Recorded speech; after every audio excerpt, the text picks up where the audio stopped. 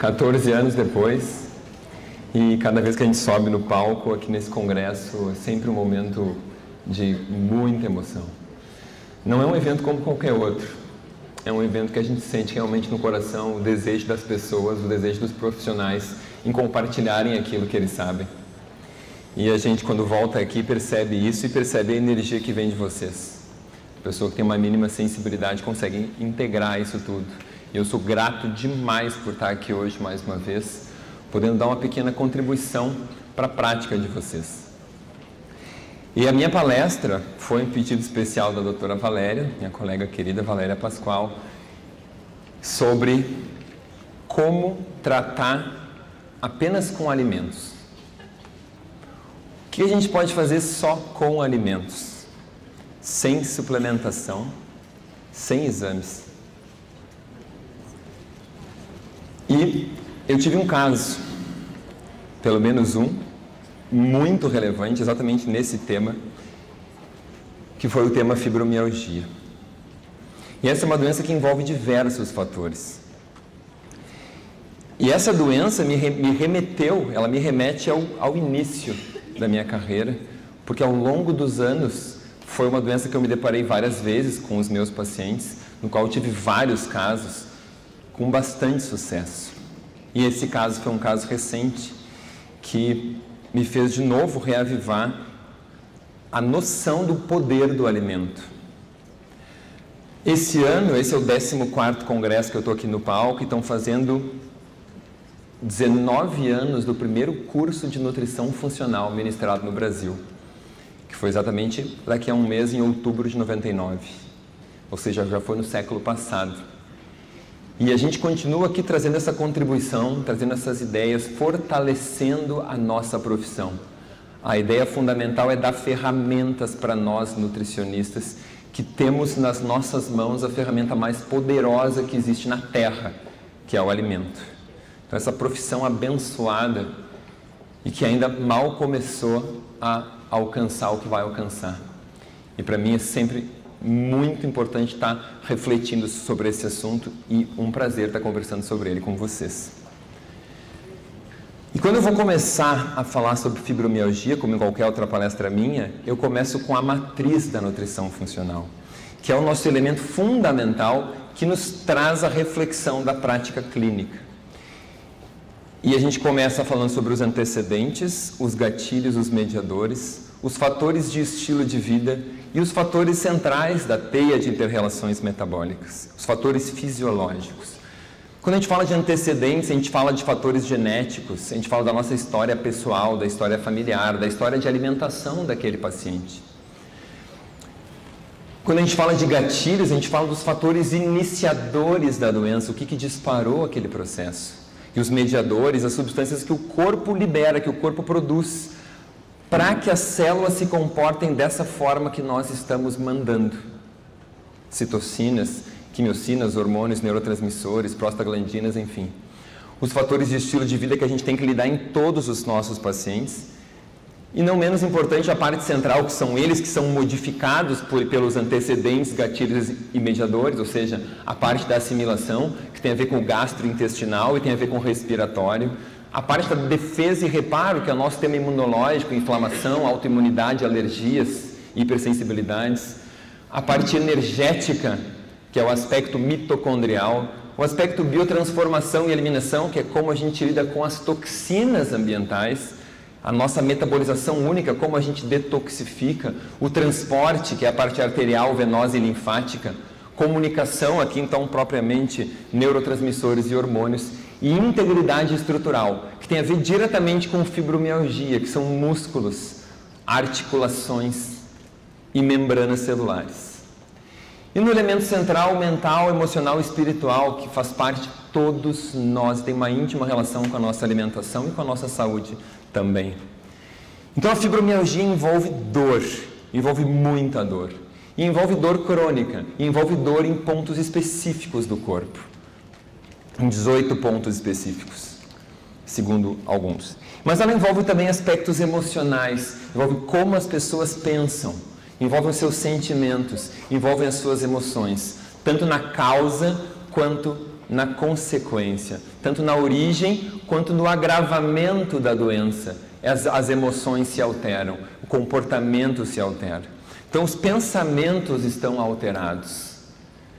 E isso tem que ser levado em consideração.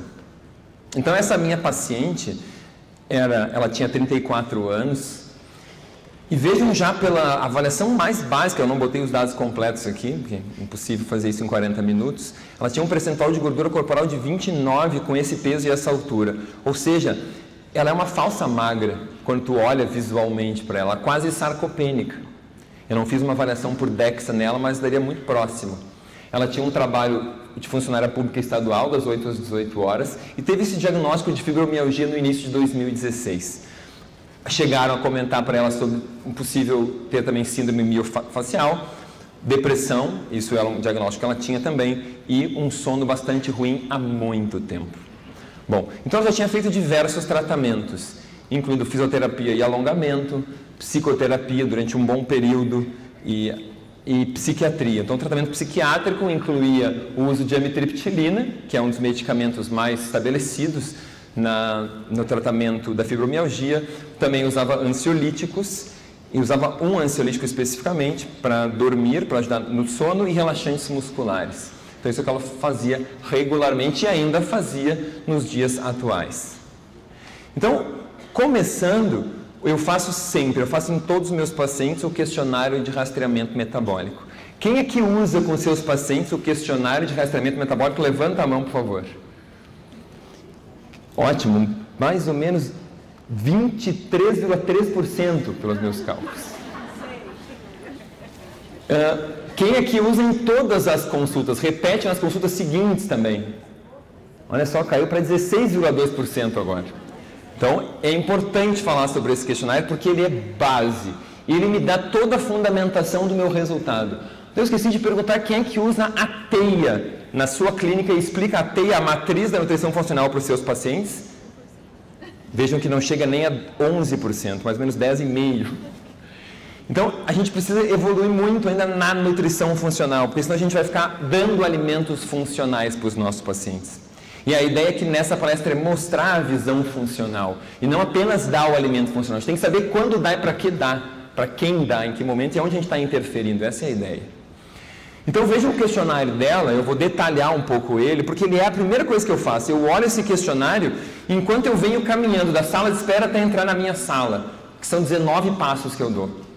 E nesses 19 passos eu olho o questionário frente e verso, e quando eu sento na minha mesa eu já sei o que o paciente tem. Porque esse questionário me permite isso. Então vejam que ela tinha dor de cabeça 13. Eu até não coloquei a grade, porque eu achei que a maioria usava o questionário. Agora eu subestimei. Então 13 é frequente e não severo, ok? Então, dor de cabeça, imagine que vai de 0 a 4, ok? Vai de 0 a 4, 13 é quase o máximo. Então ela tinha dor de cabeça classificada em 3, sensação que era diariamente, praticamente diariamente, 5 dias por semana, sensação de desmaio 2 e tonturas 2. Esse desmaio e essas tonturas são piores nos dias quentes e pioram no verão, essa sensação de desmaio. E também piora mais no fim da tarde. Então, e também, terceiro, piora se ela levanta muito rápido. Então, o que isso está me dizendo sobre essa paciente? Tem um significado. Insônia. Ela tinha uma insônia característica que despertava entre 3h30 da manhã, 3 horas da manhã. Então, na primeira parte do meu questionário, eu já sei que ela tem problemas de hormônios da sua adrenal. Disfunção do ciclo circadiano adrenal. Eu já sei que na madrugada dela ela está com cortisol muito alto e que em momentos durante o dia ela está com problemas de aldosterona ou de cortisol ou de cortisol simultaneamente. Só olhando essas 4 perguntas, pelos sintomas que ela apresenta. Quando eu vou para os olhos, ela tem um pouco de olheiras, porque ela dorme mal, acorda todas as noites, fica acordada, então ela tem olheiras. Nos ouvidos não tem nada. Vamos lá. No nariz, ela apresentava rinite, então aqui a característica pontuação, também na garganta a ver com esse quadro alérgico respiratório. Na pele, um pouco de acne e perda de cabelo. Qual mulher não coloca que tem acne e perda de cabelo, atire a primeira pedra? Todas. Eu olho, mas a pele está um espetáculo. Ah, não, mas doutor, esse aqui tem um acne, tem uma coisa invisível. Todas colocam acne. Espetáculo, né, Sheila? Não tem escapatória. Tu olha, eu não enxergo nada, para mim é tudo invisível, mas tudo bem. Então tá, é perda de cabelo, até a gente fazer aquelas perguntas, a gente vai descobrir se é perda de cabelo ou não. Todas elas vêm um fio, acham que tem alopecia areata. Tá? É impressionante, é um exagero ao cubo. Mas enfim, ela coloca e eu trago, né? E ali no coração chama ainda a atenção batidas irregulares ou falhando ou rápidas demais. Isso aqui é bem característico de pessoas muito alérgicas. Algumas pacientes chegam a ter diagnóstico de extrasístole ou tem simplesmente alguma taquicardia benigna. E isso pode, ou arritmias, e isso pode estar ligado a quadros alérgicos. Então, quando eu bato o olho nesse, eu disse, essa aqui deve ser muito alérgica. Mas, enfim, eu estou passando o olho, isso da sala de espera à minha sala. Vocês entenderam como é que funciona? É aquela assim, ó, visão panorâmica, né? Chegou na parte pulmonar, pouco fôlego, ela dizia que tinha pouco fôlego, está sempre muito cansada, o quadro da fibromialgia, trato digestório salientando aqui os arrotos ou gases, então ela tinha muita flatulência, se queixava de muita flatulência, evacuação irregular 2 vezes por semana, desculpa, um dia sim, um dia não, dias alternados. E aqui a parte bem característica da fibromialgia também, há articulações e músculos, 15 pontos ao total nessa zona, então muita coisa, obviamente o ponto chave dela aqui. Só não tinha artrite, artrose, porque era realmente uma fibromialgia, o resto pontuação praticamente máxima. Bom, energia e atividade, muito cansaço também característica da situação clínica dela, mas vejam, hiperatividade, sentia muito hiperativa, em especial à noite, e com dificuldade em descansar e relaxar. Então esse é um quadro muito comum dessa inversão de ritmo circadiano, em que elas não têm cortisol de manhã e tem muito à noite. Como é que o que a gente vai fazer com isso? Eu vou explicar para vocês como que eu regulei isso nela.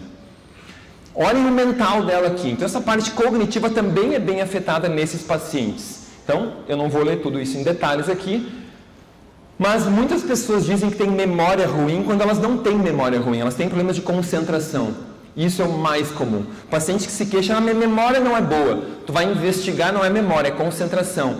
Eles não sabem o que eles estão fazendo. Eles pegam o celular, soltam num lugar e não sabem que soltaram. E eles estão fazendo ou pensando em outra coisa. E então eles dizem, eu esqueço o meu celular, esqueço a chave. A prática é que as pessoas não estão com a cabeça, vou botar o meu celular aqui, elas estão pensando numa outra coisa. Então isso é concentração, não é memória, ok? Então, seguimos, é só mais uma dica prática. Vejam o emocional, também bem carregado com pontuação. E o outros, óbvio, ela se sente frequentemente doente, porque ela sempre tem queixas o dia inteiro, com dor e com cansaço. E o edema nas mãos, nos pés e no rosto, que obviamente eu perguntei tudo isso ao acordar. Ela costuma acordar inchada, os anéis não entram direito, o olho ela acorda mais inchada pela manhã. Isso só tem 2 possibilidades, ou a pessoa come muito sal à noite, ou ela não detoxifica bem. A matriz extracelular faz a sua limpeza durante a noite, o cérebro faz a limpeza durante a noite, a melatonina governa isso, governa o sistema linfático cerebral. Então, se ela não dorme bem, ela não detoxifica bem, ela acumula os poluentes e a solução para a poluição é a diluição. É isso que o corpo pensa. Eu não detoxifico, eu vou tentar diluir, eu vou reter líquido. Então, se eu lembro disso, eu vou entender por que essa paciente acorda inchada. E eu tenho que aumentar a detoxificação dela. Tem tudo a ver com o processo. Então, o total dela foram 105 pontos. Foram 105 pontos. A uma pessoa saudável faz quanto? Faz até 20 pontos. Uma pessoa acima de 100 pontos está deixando de fazer muita coisa na vida dela. Está perdendo qualidade de vida. Está deixando de ir a lugares, eventos. Está perdendo vida muito intensamente. E é importante reconhecer isso para o paciente, dizer isso para ele, porque ele sabe e os outros não acreditam. E o paciente se sente escutado e acolhido quando a gente reconhece isso. Vocês entendem? Então você lê o questionário e verbaliza isso. Eu te compreendo, eu sei o que tu está passando. E você fechou a comunicação com ele. Bom, eu fiz outros questionários, eu fiz esse questionário de saúde emocional e ela deu 42 pontos. E 42 pontos incluem que ela está com uma saúde emocional comprometida, presença de sabotadores emocionais, reduzindo o alcance do seu potencial máximo de vida. Esse questionário eu peguei do pessoal do HT Conexão, Instagram, quem quiser pode olhar lá e conversar com elas sobre isso. Eu indico muito o trabalho delas para os meus pacientes. Eu fiz um outro questionário ainda, que é o questionário de neurotransmissores, e a pontuação dela foi muito intensa em falta de catecolaminas, em falta de indolaminas, no caso serotonina, e falta de melatonina. Teoricamente, acima de 10 seria positivo. Então, ela só meio que escapou na melatonina. Mas a pontuação dela é muito alta. Então, eu vou pensar, eu vou dar aminoácidos, o que eu vou fazer? Vou fazer, em primeiro lugar, a teia. Em primeiro lugar, eu vou olhar a matriz. Eu não vou sair dando. Ela já toma amitriptilina, que é para aumentar a serotonina e aumentar a noradrenalina. E continua com deficiência. Por que isso não funciona? Porque a sinapse dela não é boa. Então, seguimos. Então, como antecedentes, a mãe deprimida e hipertensa, apesar de magra. Quando uma pessoa refere hipertensão, eu posso pensar em resistência à insulina diretamente. Mas se a mãe é magra, eu posso pensar em acúmulo tóxico. Não vou entrar nos detalhes do que acontece, mas uma pessoa que não tem resistência à insulina e tem hipertensão da idade, pense em acúmulo tóxico, em detoxificação ruim. Isso muda lá nos capilares periféricos, os receptores, os baroreceptores. Tinha uma dieta normal ocidental média, o sono sempre foi leve. Ela acorda no meio da noite há muitos anos antes do diagnóstico de fibromialgia e nunca praticou atividade física. Ou seja, isso me fala que ela não tem o fitness mitocondrial legal. Nunca teve, não estava preparado, os músculos delas não se prepararam para uma boa flexibilidade. Qual foi o gatilho? O gatilho foi uma gastroenterite aguda após uma alimentação alterada em março de 2016. Vejam que ainda é interessante, alguns meses antes havia começado o parcelamento dos salários pelo governo do estado do Rio Grande do Sul. Então ela teve uma questão emocional e depois um agravamento com uma gastroenterite que ela passou uma semana com diarreia. Então vejam um gatilho emocional e um gatilho intestinal, microbioma alterado. Então ela não atribuiu ao parcelamento de salários, mas ela percebeu nitidamente após essa. Mas eu fui fazendo a timeline dela e fui organizando as coisas e percebi essa correlação também. E por que isso é tão importante? Porque o microbioma, quando alterado, ele se torna um microbioma inflamatório no músculo. Quando você tem disbiose, você também inflama o seu músculo, inclusive diminuindo a oxidação de ácidos graxos. Então vai ser mais difícil de você manter a sua produção energética. Então você quer... E ela tem um problema muscular. Ela tem danos musculares. Ela tem dor crônica. Então a inflamação é fundamental de ser controlado na situação dela.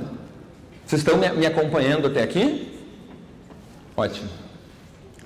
Então a gente sabe que a partir desse intestino inflamado, a gente absorve endotoxinas bacterianas, a gente altera a produção hormonal intestinal, a gente altera citocinas, e tudo isso vai ser captado no sistema portal e vai afetar o fígado. Então, como será que está esse fígado dela? Como que está a detoxificação dela? Como que está o sistema imune hepático, as células de Kupfer? Tudo provavelmente está ativado. Lembrem-se que eu estou no provável porque eu não tenho exames dessa paciente. Eu tenho hipóteses.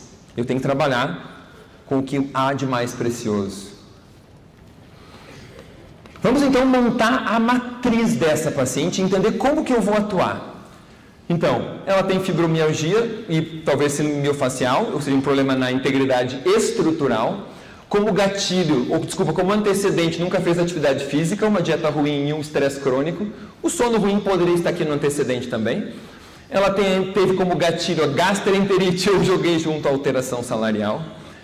Ela ainda tem, no estilo de vida, o sono ruim, a insônia, desperta no meio da noite, a pouca atividade física, a dieta básica e não realizada no trabalho, fazia um trabalho burocrático, o qual não estava feliz. Mas, Gabriel, isso é a regra. Alguns me dizem isso. Nenhum dos meus colegas no meu trabalho gosta do que faz. Faz ali porque está ali. Eu acho isso estranho, porque eu sou muito realizado no meu trabalho. Apesar de ficar super nervoso antes de subir aqui, eu estou realizado. Eu gosto e eu amo passar isso para vocês. Mas, então, ela tinha provavelmente um estresse crônico ligado à questão do trabalho também. Ela tinha rinite, ou seja, um problema na assimilação de oxigênio, podia ser agravado, piorado por isso, fermentação no intestino, uma desbiose fermentativa. Provavelmente alergia a algum alimento, ela tinha muitos sintomas de alergia, uma pontuação super alta no questionário, uma falta de catecolaminas e serotonina interrogada, porque ela foi nos questionários que eu avaliei isso. Energia, provavelmente uma mitocôndria ruim, que é uma questão da doença dela. Biotransformação e eliminação, o edema também me caracterizava esse aspecto de biotransformação ruim. E pensamentos ruins e emoções ruins circulando na mente dela o tempo todo.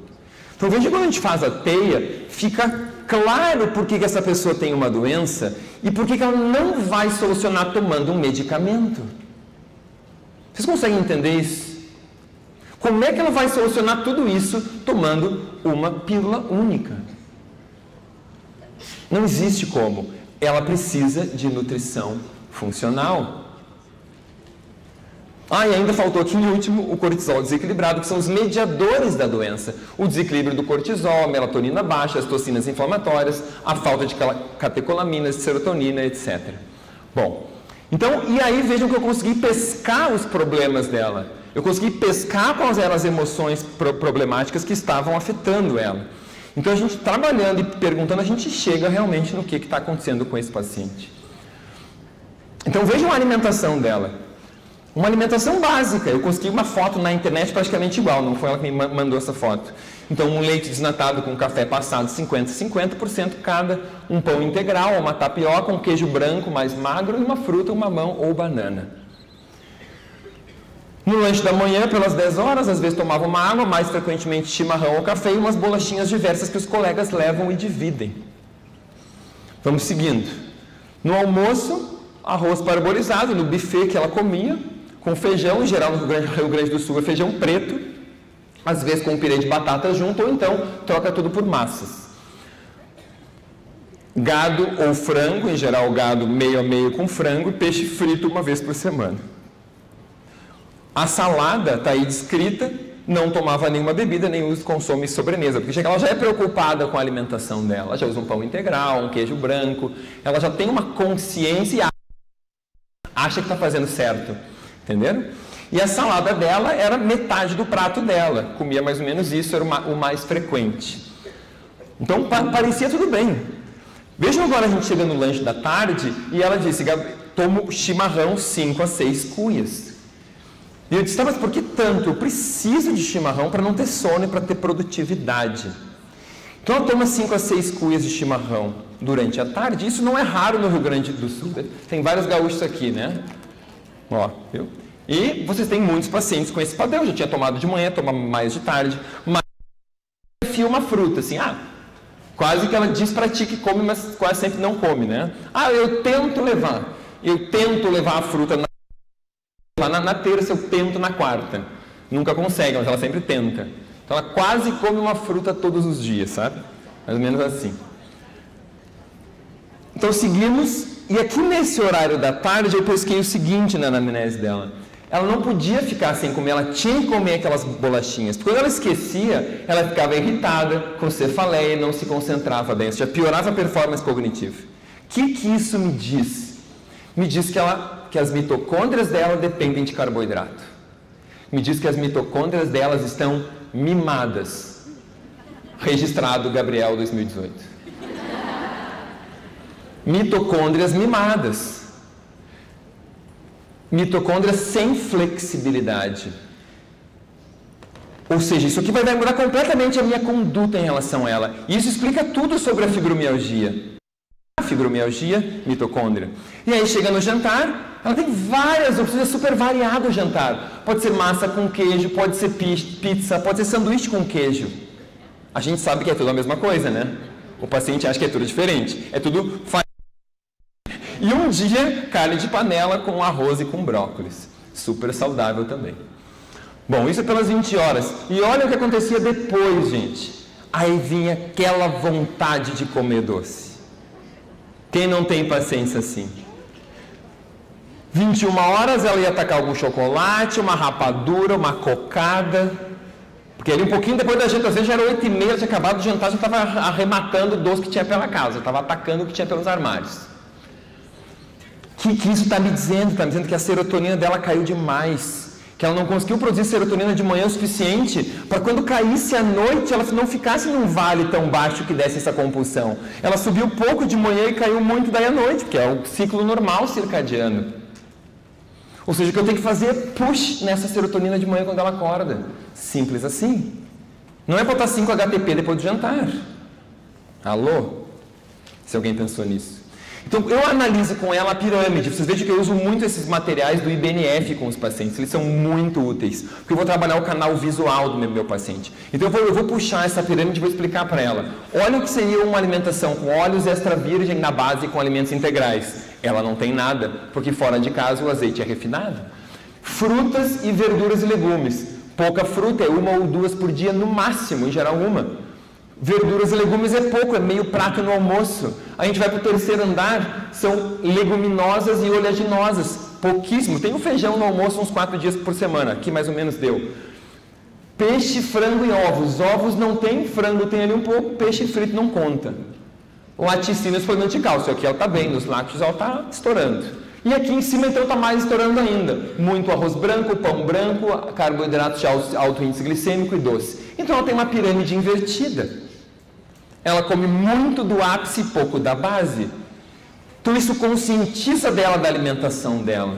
Apesar dela achar que sabia comer, não sabe. Então, quando eu vou tratar fibromialgia, eu tenho que estar consciente dos aspectos metabólicos fundamentais. Então, conhecer um pouco da literatura ajuda nessa hora.